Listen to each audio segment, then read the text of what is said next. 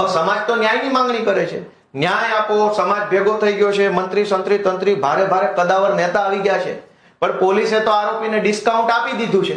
હવે એસઆઈટી ની રચના થઈ, બહુ તો શું થશે? પાયલ ગોટીના કેસમાં એસઆઈટી થઈ, છેલ્લે કઈ ફાંસી થઈ ગઈ, મોરબી કાંડમાં એસઆઈટી થઈ, રાજકોટ અગ્નિકાંડમાં એસઆઈટી થઈ.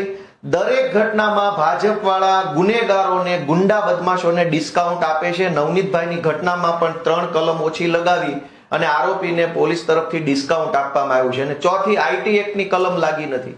વિડીયો ઉતાર્યો, એ વિડીયો વાયરલ કર્યો, તો એ તો આઈટી એક્ટની કલમ પ્રમાણે તમે કોઈ પણ વિડીયો વાયરલ કરો, ભાજપનો કોઈ વિડીયો બનાવીને ફેસબુકમાં લગાવો તો સાયબર ક્રાઇમ મુજબ અપરાધ થઈ જાય છે.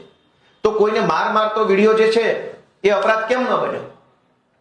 તો પોલીસે આ આખી ઘટનાની અંદર આરોપીઓને ડિસ્કાઉન્ટ આપેલું છે, કાવતરું છુપાવ્યું છે, સમાન ઈરાદો છુપાવ્યો છે, સહ આરોપીની હાજરી છુપાવી છે. એટલે હવે સમાજ એકઠો થયો છે, પણ કઈ ન્યાય બાય હું નથી માનતો, કેમ કે આમાં તો બધું ડિસ્કાઉન્ટ આપી દીધું છે આરોપીને. લાંબા ગાળે આરોપીને આનો ફાયદો થઈ જશે.